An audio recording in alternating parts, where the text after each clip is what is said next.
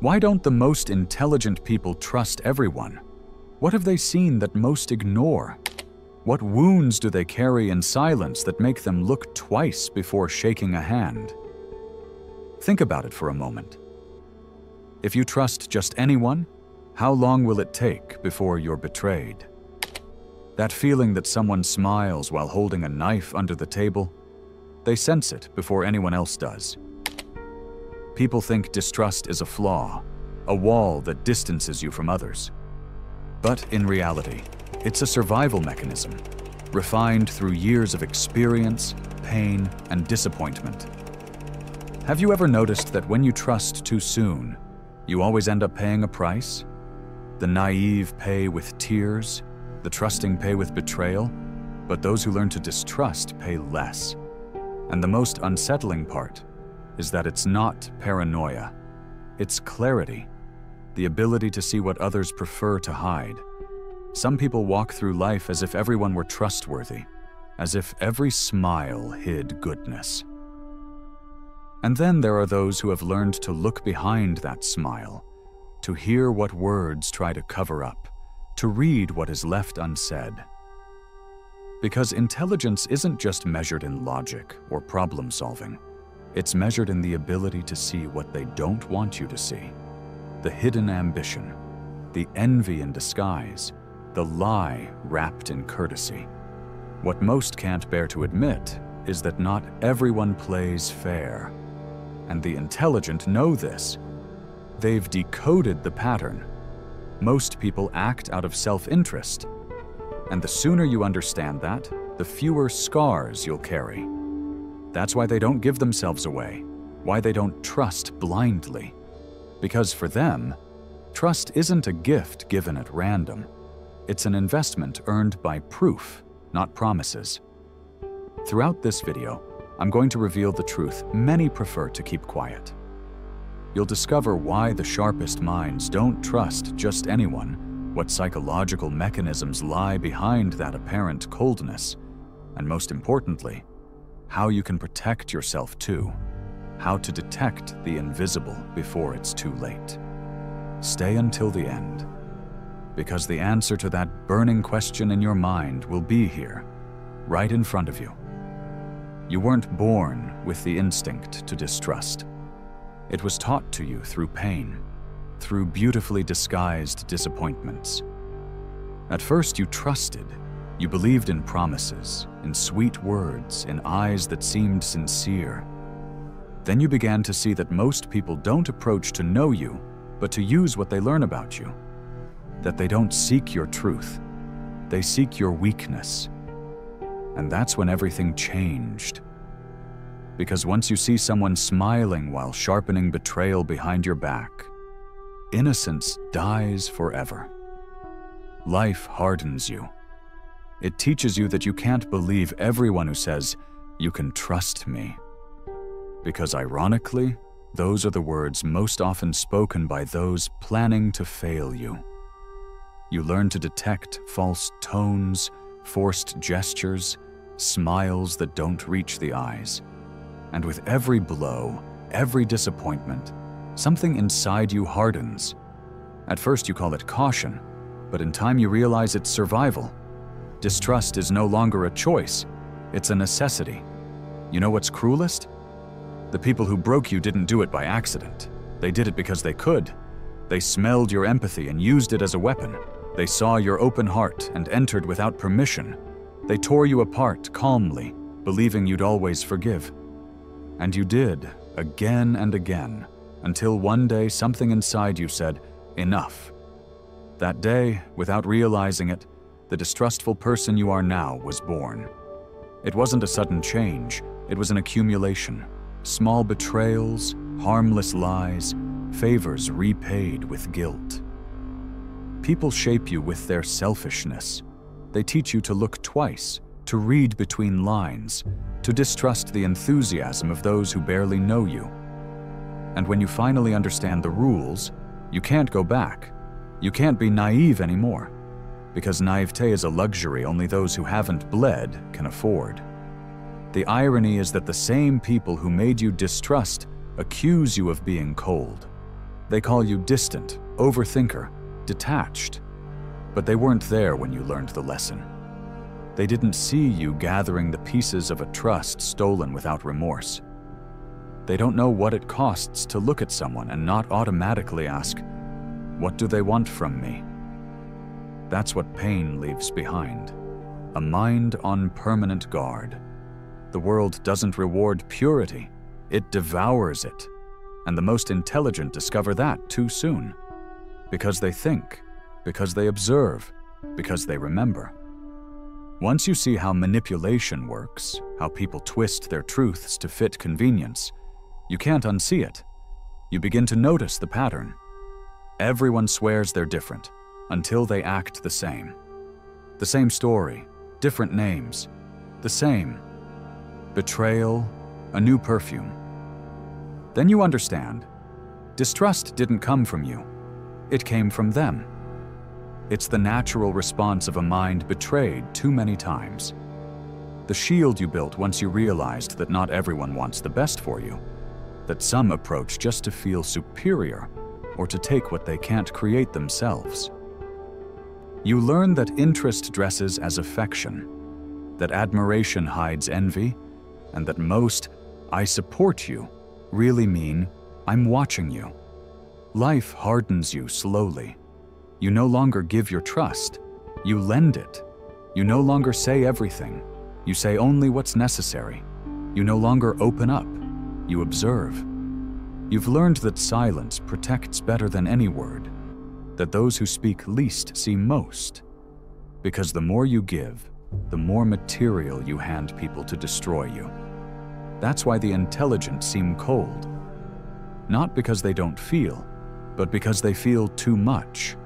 Every gesture, every word, every look is analyzed before being offered. And the worst part is that even when you try to hide it, others notice. They say you're distant, reserved, too analytical. But what they don't understand is that every time you open a small door of trust, you're ready to slam it shut if something feels wrong. You've learned to read between pauses, to spot guilt in the eyes, to anticipate disappointment before it happens. You don't do it because you want to. You do it because your mind won't let you be otherwise. And yet, deep down, you still hope to find someone different. Someone who won't lie, who won't use you, who won't analyze you as you analyze others. But when that person appears, you no longer know how to trust. Your mind screams that it's another trap, another repetition disguised as hope. And without realizing it, distrust becomes reflex. It no longer protects you from danger. It protects you from pain. Because that's what the intelligent truly fear. Not deceit, but feeling the same wound again. Betrayal no longer surprises. It only hurts to realize you were still capable of believing. That's why the distrustful don't hate the world. They just fear giving themselves away again. And that fear becomes a way of life.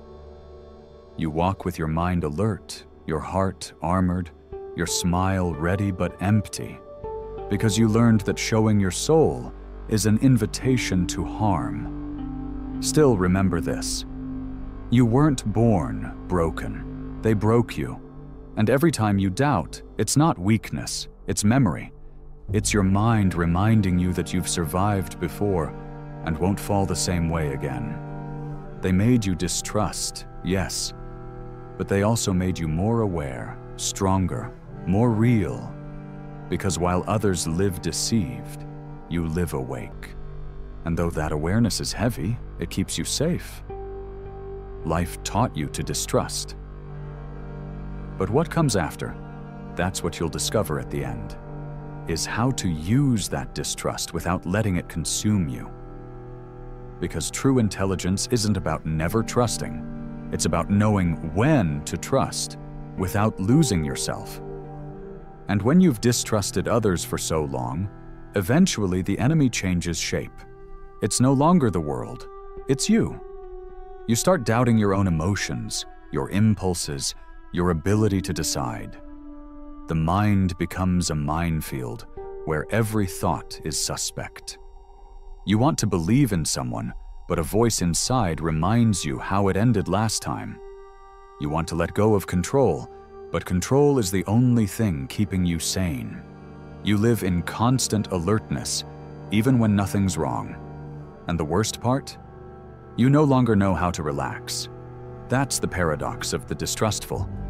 They seek safety, but their protection becomes their prison. It's like locking every door so no one can get in, only to realize you've locked yourself inside too. The outside world can no longer hurt you, but it can't reach you either. And there begins the most dangerous silence of all, the inner one. The silence not born of peace, but of exhaustion. The intelligent mind, overwhelmed by thought, begins to shut down emotionally. Not because it doesn't feel, but because it feels too much to handle. And what's most perverse is how the world around us fuels that distrust. We live surrounded by appearances, social masks, truths polished to sound pleasant. Authenticity has become a risk. Showing who you are can cost you relationships, respect, opportunities. So you hide. And everyone else does too. Everyone pretending, everyone afraid to be the first to drop the mask. Meanwhile, trust dies out. We call it society, but it's a theater of paranoid actors. The most perceptive people notice it instantly, not because they're wiser, but because their perception is too sharp to ignore the falseness around them. They see how people adjust their values to the company they're in, how principles bend under convenience, how words shift tone depending on the audience. And then, without meaning to, you begin to withdraw. Not because you don't want to belong, but because you can't stand the hypocrisy of those who do. That distance isn't arrogance, it's defense. When you see that almost everyone lies, even just a little, you realize the only way to stay clean is to stay away. The intelligent mind prefers solitude to betrayal, silence to shallow talk, observation to theater. And though many call it antisocial, it's really mental hygiene. The more you understand people's emotional corruption, the more selective you become with your energy. But there's something deeper still. Constant distrust creates a particular kind of intelligence, an inverted emotional intelligence. You learn to read gestures, tones, pauses. You analyze the details others ignore. Observation becomes instinct, and instinct becomes defense. You can detect falseness in seconds, but at the cost of one thing: peace. Because the one who sees everything never rests. The eye that never closes ends up seeing even what doesn't exist. The mind starts imagining deceit where there is none. And that's the danger. When distrust goes unchecked, it turns into poison. You begin projecting your wounds onto others, interpreting every gesture as hidden meaning, every silence as conspiracy. And at that point, it's no longer others hurting you. You're wounding yourself with your own thoughts. It's the trap of the analytical. The need to understand everything, even what has no explanation. Yet there's a truth most never grasp. Distrust doesn't come from contempt. It comes from the desire to protect what's still valuable. If you distrust, it's because deep down you still want to believe. If you struggle to open up, it's because you still hope someone is worthy of that openness. Cynics don't suffer. Lucid minds do, because they still care. That's why the life of the distrustful isn't cold. It's tense.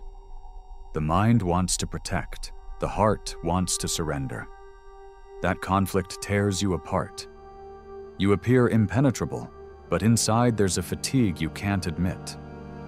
You wish you could let your guard down for a second, but you fear that second might be enough to bleed again. Then you realize something no one told you. Distrust doesn't just separate you from others. It separates you from the present. While you're busy analyzing intentions, you miss what's happening now. The distrustful live more in anticipation than in experience. They calculate every possibility before living it and end up living very little. It's the price of seeing too much. You can't enjoy what you're measuring. But even there's a way out. A mind that's learned to distrust can also learn to filter. Not everyone lies, not everyone pretends. The hard part is accepting that you can't change others' nature, only your reaction to it. Once you grasp that, distrust stops being fear and becomes wisdom. It no longer isolates you, it guides you. It's no longer a wall, it's a map. And that's where truly intelligent people stand apart. They use their distrust not to close off, but to see more clearly. They learn to live with doubt without turning paranoid, to trust without becoming naive, to understand that deceit exists but doesn't rule everything, that the world is full of shadows, yes, but also of lights you only see when you stop hiding behind fear. That's the final evolution of the distrustful. Realizing that the purpose of being hurt wasn't to learn to fear, but to learn to discern. That not everything that hurts should be avoided, and not everything that shines should be believed. And now that we've made it this far, before we continue, I want to present the following to you. Our book, The Formula of Awakening, is now available. Do you feel like there's something inside you that wants to awaken, but you don't know where to start? Then I invite you to transform your way of thinking, and with it, your way of living. Discover who you can become. Start today. The link to get the ebook is in the first pinned comment of this video. Grab your copy now at a great price. With that said, let's continue with the video. Because in the end, the greatest act of intelligence isn't distrusting everyone, it's knowing who's worth believing again. And then comes that moment when you understand that everything that broke you also built you. Every lie gave you vision. Every betrayal taught you to observe without falling. Every disappointment was a silent lesson that turned you into someone who no longer settles for appearances. You begin to understand that distrust isn't a curse. It's a form of evolution. Because pain, when analyzed by an awake mind, becomes knowledge. And knowledge, when accepted without fear, turns into power.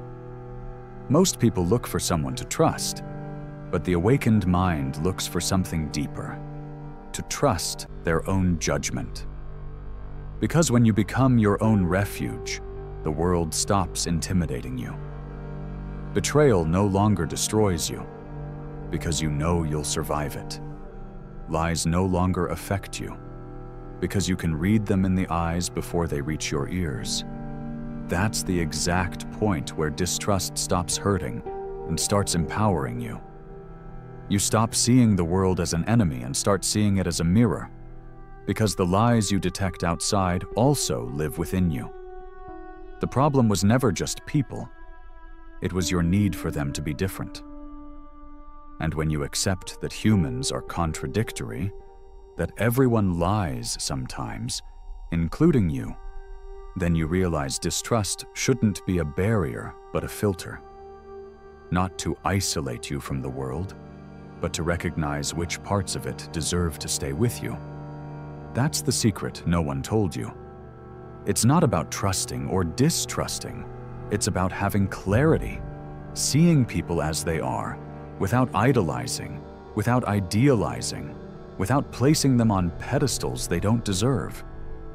When you do that, you no longer need so much protection, because you no longer expect the impossible from anyone. And in that balance, in that brutal serenity, true freedom appears. And yes, you may still be distrustful, but now you know why.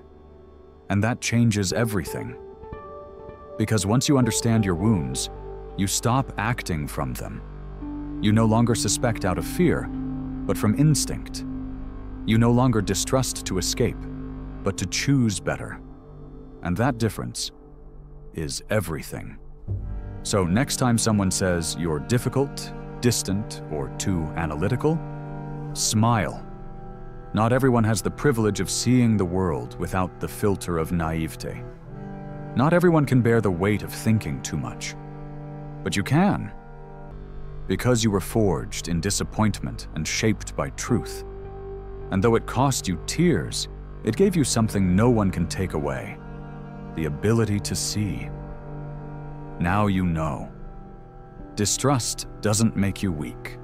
It makes you aware, it makes you selective, it makes you free. Because when you learn to move among shadows without losing your light, you stop being a victim of deceit and become someone no one can manipulate. And that, my friend, is the kind of power most will never know. If you've made it this far, it's because you understand what others refuse to see. Because within you lives a mind that won't settle, a soul still seeking truth, even when it hurts. And I'll tell you this clearly: don't change that. The world needs more people who doubt, more minds that think, more eyes that won't be blinded by appearances. So before you go, leave a mark. Write this phrase in the comments: "Distrust woke me up." That's all. Let it show how many of us no longer live asleep. And if this video stirred something in you, if it made you think or simply made you see the world differently, subscribe. Not out of obligation, but because here you'll keep finding the truths no one else dares to say. I am the voice speaking to you from the crack between mind and soul. And remember this: next time someone tells you to trust, don't answer with words. Look them in the eyes and let your silence decide. See you in the next video. But be careful. Not everyone who smiles in the dark comes in peace.